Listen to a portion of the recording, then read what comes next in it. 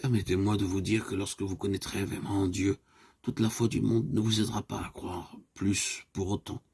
Et tout le scepticisme de ce monde ne pourra causer un préjudice à votre foi. Peut-être que les autres prétendront avec des arguments convaincants que la Bible est complètement fausse et que leurs raisons de ne pas croire paraîtront surpasser toutes les raisons de croire.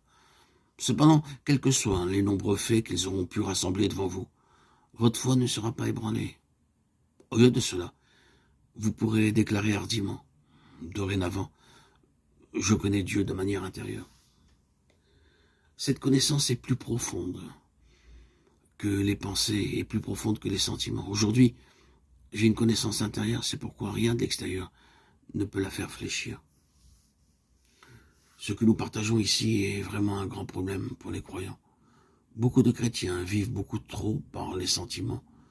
S'ils se sentent joyeux et heureux aujourd'hui, ils diront que Dieu les a bénis véritablement. Cependant, s'ils se sentent froids et dégonflés, ils seront prêts à déclarer « Comment puis-je savoir où est Dieu ?» Ainsi, de nombreux chrétiens dépendent de leurs sentiments, et dès que ceux-ci leur font défaut, ils vacillent. C'est la preuve qu'ils ne connaissent pas vraiment le Seigneur.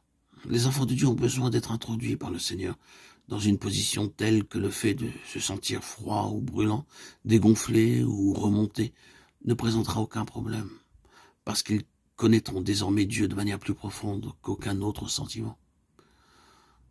En dépit des fluctuations sensibles extérieures, qu'il s'agisse de la joie ou de la peine intérieurement, ils connaissent. C'est uniquement ce genre de personnes qui tiennent bon lorsque tout est ébranlé. Ces personnes-là seulement seront utilisées par Dieu. Il y avait un frère qui, peu de temps après avoir cru au Seigneur, fut confronté à une autre personne qui disait qu'il y avait des erreurs dans la Bible. Il fut tellement exaspéré qu'il se serait presque mis à crier. C'était quelqu'un qui croyait que la Bible était la vérité. Comment pouvait-il y avoir en elle des erreurs? Cependant, cet autre homme, en citant plusieurs passages de la Bible, insinuait qu'ils étaient erronés. Il s'ensuivit que ce frère fut vraiment effaré et ébranlé comme il l'était. Il pensa, que puis-je faire si ce sont véritablement des erreurs? Aussitôt, il exposa cette affaire à une sœur d'un certain âge, car sachant que cette sœur aimait le Seigneur et aimait tellement la Bible, elle serait agitée en réalisant qu'il y avait de telles erreurs dans la Bible. Chose étrange, cependant, après avoir tout exposé à cette sœur, elle demeura aussi calme que l'on pouvait l'être. Sa réponse à tout cela fut « Il n'y a pas de problème ». Le frère alors murmura intérieurement « Même si cela ne lui pose aucun problème, à elle, assurément, cela en pose un bien grand pour moi. » C'est pourquoi il demanda à la sœur de lui expliquer ces passages de la Bible, sujets de polémique. Mais tout ce qu'elle répondit, ce fut que connaître Dieu ne dépendait pas de l'éclaircissement apporté à ces questions.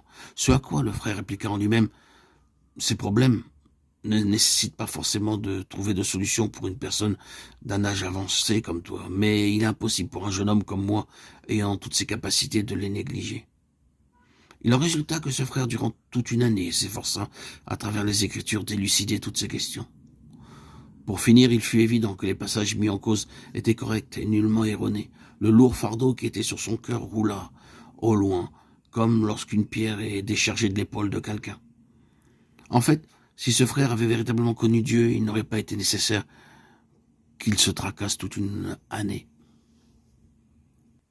Si vraiment nous connaissons Dieu, nous ne porterons pas dans nos cœurs de tels fardeaux et nous ne serons pas perturbés lorsque toutes sortes de questions se dresseront devant nous. Les gens peuvent essayer de démontrer ceci ou cela, mais en tant que chrétiens, nous devons prouver une seule chose. C'est que Dieu est vraiment Dieu et que le connaître, lui, est une réalité. En le connaissant, tous les problèmes sont résolus. Cette connaissance ne dépend pas de la logique, des raisonnements ou de la clarté des doctrines. Elle dépend uniquement de la révélation. Une telle révélation est absolument nécessaire.